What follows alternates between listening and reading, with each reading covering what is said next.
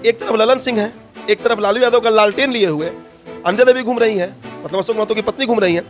तीसरी तरफ एक और प्रत्याशी जिनका चर्चा हम कई बार करते हैं, अब तो लगभग सभी जगह उनकी चर्चा भी हो रही है, प्रियदर्शी पीयूष प्रियदर्शी हैं। बॉम्बे से पढ़ के आए हैं, शिक्षित हैं और एकदम युवा है, मतलब सिर्फ पॉलिटिकल युवा नहीं है, वो आम जीवन में भी युवा है, क्योंकि राजनीति में तो लोग 55 साल को भी युवा मान लेता है, 60 साल को भी युवा मान ले रहा है। मेरा एक दो बार उनसे क्षेत्र में मुलाकात भी हुआ है, एग्रेसिव कैंपेन कर रहे हैं और इस बार लड़ने के मूड से उतरे हैं। वो ऐसा नहीं कि वोट कटवा के रूप में वो रहेंगे, लड़ेंगे। अगर समीकरण सदा तो कोई भी रिजल्ट हो सकता है, लेकिन वो फाइटर है, फाइट करेंगे। अब मुंगेर में धानुकों की अगर बात कीजिए शुभम, तो सबसे अधिक आबादी अगर किसी जाति की मुंगेर लोकसभा में है तो वो जाति है धानुक, और यही फायदा पीयूष प्रियदर्शी को मिल सकता है। अगर आंकड़ों पर जाइएगा तो भूमिहार से लगभग 50,000 अधिक धानुक है वहाँ पर। तो अगर भूमिहार, और सबसे बड़ी बात कि अब तो रण के मैदान में ललन सिंह भी उतर गए हैं। कौन ललन सिंह? राष्ट्रीय अध्यक्ष नहीं, पूर्व राष्ट्रीय अध्यक्ष, मोकामा वाले ललन सिंह, इनकी पत्नी सोनम देवी मोकामा से चुनाव भी लड़ी है। पिछला उपचुनाव जो हुआ होगा उनके साथ ललन सिंह को होना है। और जहां तक अशोक महतो की बात आप कर रहे हैं, तो अशोक महतो का छवि अति पिछड़ा समाज में अच्छा नहीं है। अशोक महतो अगर लड़े भी तो कहते हैं कि हमने सामंतियों के खिलाफ लड़ा, तो सामंतियों से ज्यादा उनका जो प्रकोप रहा है, अत्याचार रहा है, वो अति पिछड़ों में रहा है।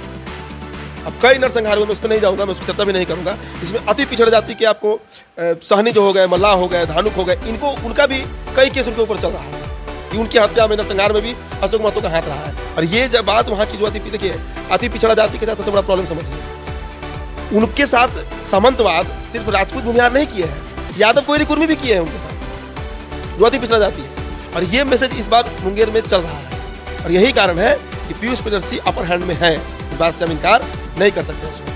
दोस्तों, लोकसभा चुनाव 2024 में बिहार का मुंगेर सीट काफ़ी दिलचस्प बना हुआ है, काफ़ी चर्चाएं इस सीट को लेकर हो रही हैं। देखिए, एक तरफ जदयू के दिग्गज नेता ललन सिंह हैं, तो एक तरफ आरजेडी से उम्मीदवार कुमारी अनीता देवी हैं, जो कि गैंगस्टर अशोक महतो की पत्नी हैं, और तीसरी तरफ जो है युवा चेहरा पीयूष प्रियदर्शी जो हैं अपना डेरा जमाए हुए हैं, लगातार क्षेत्र भ्रमण कर रहे हैं, युवाओं के चहेते बने हुए हैं। देखिए, मुंगेर सीट पर बात करने के लिए मेरे साथ मेरे सहयोगी उदीप तारण मौजूद हैं। मुंगेर सीट, ललन सिंह, कुमारी अनीता देवी अशोक महतो की पत्नी, और एक तरफ पीयूष प्रियदर्शी। अनीता देवी तो अब लगातार क्षेत्र भ्रमण भी कर रही है, भी कह रही हैं कि ललन सिंह जो हैं क्षेत्र में लोगों को धोखा दिए हैं, ललन सिंह ने हमारे पति को जो है गलत दिखाया है, हमारे पति तो गरीबों के मसीहा हैं। क्या कुछ कहेंगे सीट को लेकर? 3 उम्मीदवार हैं, काफ़ी दिलचस्प होने वाला है क्या मुकाबला? देखिए, मुंगेर की लड़ाई इस बार सवर्ण वर्सेस अति पिछड़ा की लड़ाई है। अभी तक वहाँ पर भूमिहार वर्सेस भूमिहार लड़ाई होते रहा। पिछला बार भी जो लोकसभा हुआ उसमें ललन सिंह वर्सेस नीलम देवी हुआ। करीब 5,70,000 के आसपास वोट आया था ललन सिंह को, और 3,60,000 वोट नीलम देवी को आया था, जो आंकड़े हैं।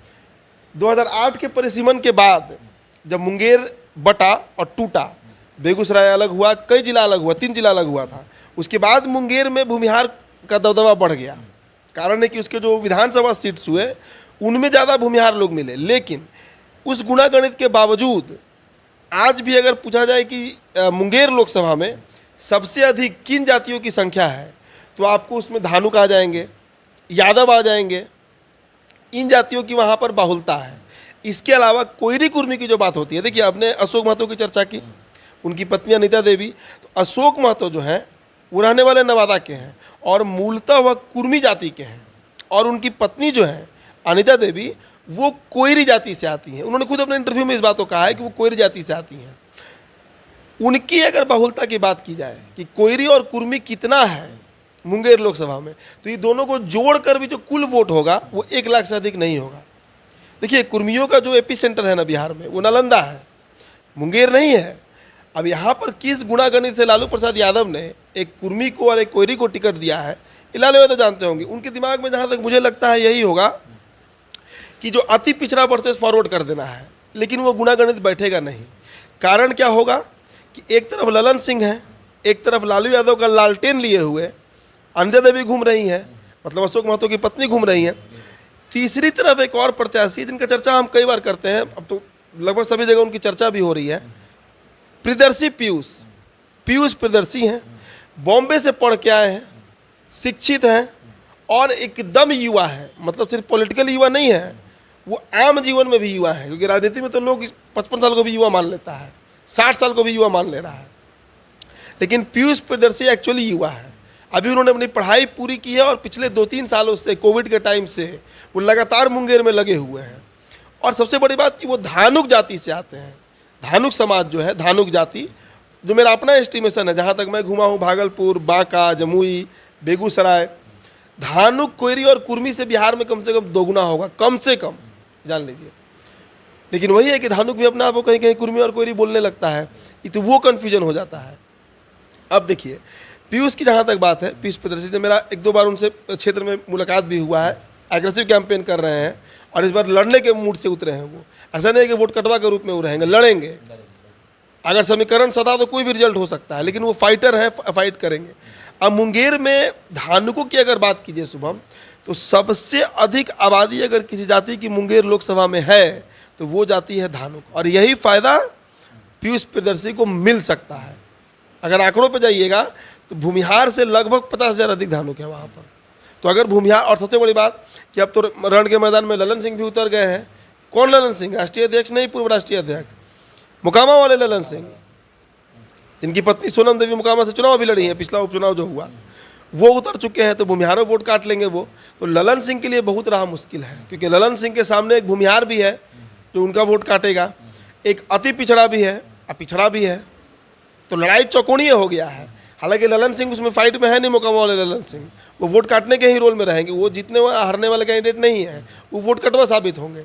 लेकिन वो जो वोट काटेंगे, अगर वो 50,000 वोट भी काट ले रहे हैं भूमिहारों का, तो वो नुकसान किसको होगा? वो नुकसान ललन सिंह को होना है।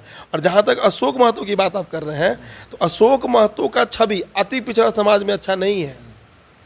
अशोक महतो अगर लड़े भी तो कहते हैं कि हमने सामंतियों के खिलाफ लड़ा, तो सामंतियों से ज़्यादा उनका जो प्रकोप रहा है, अत्याचार रहा है, वो अति पिछड़ों पर रहा है। अब कई नरसंहार हुए, मैं उस पर नहीं जाऊंगा, मैं उसकी चर्चा भी नहीं करूंगा। इसमें अति पिछड़ जाति के आपको सहनी जो हो गए, मल्लाह हो गए, धानुक हो गए, इनको, उनका भी कई केस उनके ऊपर चल रहा है कि उनकी हत्या में, नरसंहार में भी अशोक महतो का हाथ रहा है। और ये जब बात वहाँ की जो देखिए, अति पिछड़ा जाति के साथ सबसे बड़ा प्रॉब्लम समझिए, उनके साथ सामंतवाद सिर्फ राजपूत भूमिहार नहीं किए हैं, यादव कोयरी कुर्मी भी किए हैं उनके साथ, जो अति पिछड़ा जाति है। और ये मैसेज इस बार मुंगेर में चल रहा है, और यही कारण है कि पीयूष प्रियदर्शी अपर हैंड में हैं। इस बात से हम इनकार नहीं कर सकते हैं। सुबह अच्छा, दलित वोट किस तरफ जाएगा? क्योंकि हम लोग क्षेत्र में भी गए थे तो दलित जो थे पीयूष प्रियदर्शी के साथ दिखते हुए नजर आ रहे थे। वो कह रहे थे कि हम लोग के साथ छलावा किया गया, धोखा किया गया है, बगल में एनटीपीसी बना, कोई नौकरी नहीं मिली। क्या कुछ कहेंगे दलित वोट को लेकर? आपको याद होगा, हम लोग जब वहाँ गए थे तो एनटीपीसी के सामने जो ढेबरी गांव था, वहाँ अम्बेडकर नगर था, मतलब पासी का मोहल्ला था, पूरा गांव था, करीब 2,500-3 हज़ार आबादी था। एक तो आपको इनका मिला था, पासवान का गाँव मिला था, वहाँ पर भी करीब 7-8 हज़ार वोट था पासवान का। देखिए, उनके पास विकल्प नहीं है, वो अशोक महतो को वोट नहीं करने जा रहे हैं। जो अनुसूचित जाति की आप बात कर रहे हैं, they are not going to vote Ashok Mahto, और ललन सिंह को तो वोट नहीं करेंगे इस बार। इस बार तो तय है कि मुंगेर का दलित और अति पिछड़ा ललन सिंह को वोट नहीं करेगा, और ना ही अशोक महतो को करेगा। तो वो वोट जाएगा किधर? पीयूष प्रियदर्शी की तरफ। इसीलिए हमको जो वहाँ से इनपुट मिला था, आप थे हमारे साथ, वो यही इनपुट था कि मुंगेर को लेकर जो अति पिछड़ा है और उनके साथ अनुसूचित जाति का जो गोलबंदी है, बिंद हो गया, बेलदार हो गया, कई जातियाँ, पासी हो गया, नट हो गया, नटवार हो गया, ठठेरा हो गया, लोहार हो गया, बढ़ई हो गया, इन जातियों की एक गोलबंदी है जर मुंगेर में। और वो समीकरण जो है वो पीयूष के साथ जा रहा है। हालांकि अभी टाइम है मुंगेर में, 13 मई को मेरा अनुमान है कि वोटिंग है वहाँ पर, चौथे चरण में, 5वें चरण में है, 13 मई को वहाँ वोटिंग है। तब तक अभी समय है, लेकिन धीरे धीरे समीकरण बन रहा है। और अशोक महतो के साथ एक ये भी फैक्टर है कि 17 साल जेल में रहे, अचानक आए, सिंबल लेके उतर गए मुंगेर के मैदान में। अब मुंगेर उनका क्षेत्र भी नहीं है, मुंगेर तो उनका इलाका भी नहीं है ना, तो इतना जल्दी उतना बड़ा, और मुंगेर बहुत बड़ा लोकसभा है, उसमें उतना इम्पैक्ट बनाना भी मुश्किल है। और ललन सिंह के खिलाफ एंटी इनकम्बेंसी है।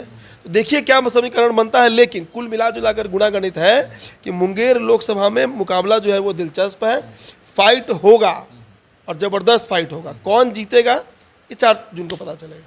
चलिए, तो मुंगेर लोकसभा में जो लड़ाई है वो दिलचस्प होने वाली है। पीयूष प्रियदर्शी की काफ़ी चर्चा है क्षेत्र में। लगातार आप अगर मुंगेर जाते होंगे तो पीयूष प्रियदर्शी के बड़े बड़े बैनर पोस्टर भी जो है आपको दिख जाएंगे। साथ ही साथ युवाओं में काफ़ी चहेते बनते हुए जा रहे हैं पीयूष प्रियदर्शी। तो त्रिकोणीय मुकाबला अब हो गया है। एक तरफ ललन सिंह हैं, दिग्गज नेता हैं जदयू के, एक तरफ अशोक महतो की पत्नी जो हैं वह चुनावी मैदान में है, तो एक तरफ पीयूष प्रियदर्शी हैं। आपका क्या कहना है मुंगेर लोकसभा सीट पर विराजमान कौन होगा अभी हमारे साथ साझा कर सकते हैं। धन्यवाद।